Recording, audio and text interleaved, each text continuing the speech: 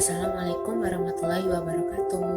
Kami dari kelompok 1 Fisiologi Hewan yang terdiri dari saya, Ivana Rikoh Aprilia, NPM 18103050008. Nama saya Mufajiati, NPM 1810305004. Nama saya Sita Amelia, NPM 18103050007.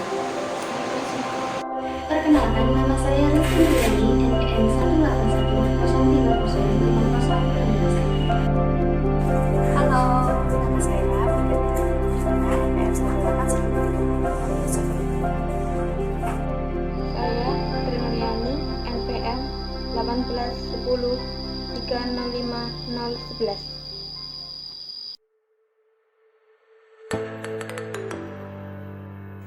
Sebelum melakukan observasi respirasi, mari kita simak landasan teori untuk praktikum kali ini.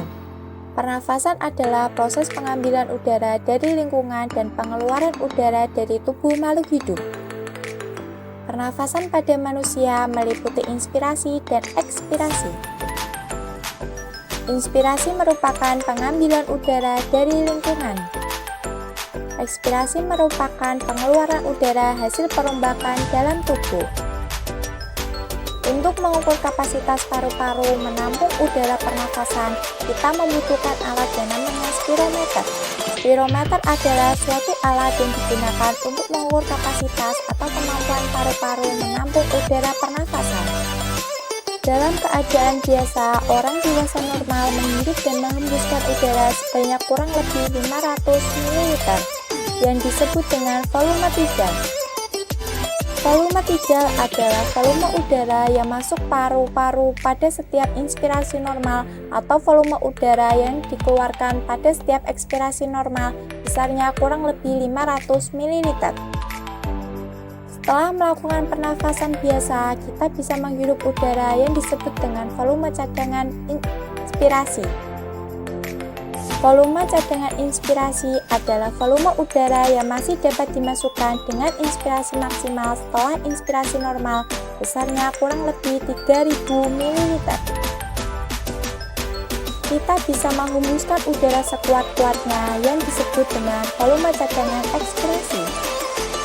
Volume cadangan ekspirasi adalah volume udara yang masih dapat dikeluarkan dengan ekspirasi maksimal setelah ekspirasi normal, besarnya kurang lebih 1200 ml. Selain volume tidal, volume cadangan inspirasi, volume cadangan ekspirasi, kita juga mengenal yang namanya kapasitas vital. Kapasitas vital adalah jumlah maksimum udara yang dapat dihembuskan setelah menghirup nafas sekuat-kuatnya dalam sekali bernafas, besarnya kurang lebih 4500 ml. Kecepatan frekuensi pernafasan dipengaruhi oleh beberapa faktor, antara lain umur, jenis kelamin, suhu udara, posisi tubuh, dan kegiatan tubuh.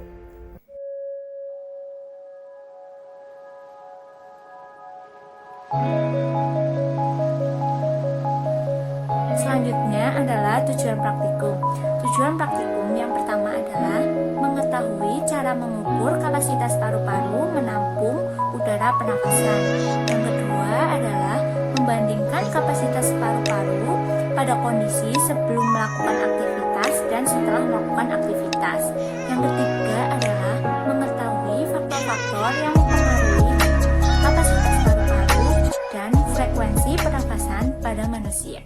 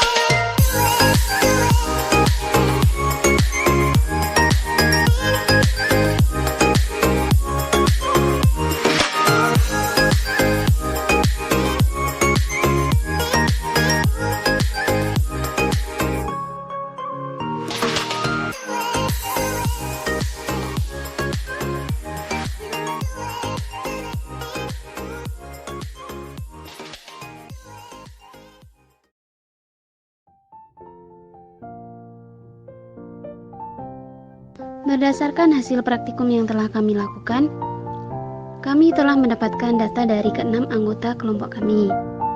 Data yang kita ambil yaitu dari tinggi badan, berat badan, kapasitas paru-paru sebelum melakukan aktivitas, kapasitas paru-paru sesudah melakukan aktivitas, dan frekuensi napas. Dapat kita lihat pada tabel bahwa kapasitas paru-paru seseorang sebelum melakukan aktivitas akan lebih kecil daripada kapasitas paru-paru seseorang yang sudah melakukan aktivitas. Selain itu, berat badan dan tinggi badan juga mempengaruhi kapasitas paru-paru seseorang. Biasanya, seseorang yang memiliki badan tinggi kurus akan memiliki kapasitas paru-paru yang lebih besar daripada seseorang yang berbadan pendek gemuk.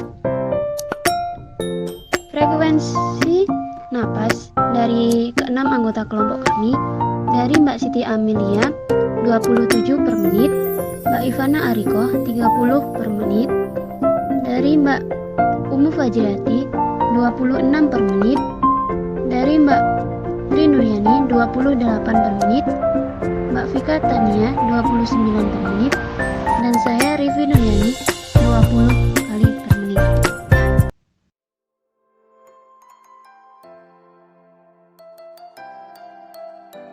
Latihan soal yang pertama yaitu apa sajakah yang mempengaruhi kapasitas paru-paru. Jadi, faktor yang mempengaruhi kapasitas paru-paru adalah berupa umur, jenis kelamin, kondisi kesehatan, riwayat penyakit dan pekerjaan, kebiasaan merokok dan olahraga, serta status gizi. Kapasitas paru berkurang pada penyakit paru-paru, penyakit jantung, dan pada kelemahan otot pernafasan. Soal nomor 2 yaitu apa sajakah yang mempengaruhi frekuensi paru-paru. Jadi, faktor yang mempengaruhi frekuensi paru-paru yaitu usia, aktivitas, jenis kelamin, suhu tubuh, dan posisi tubuh.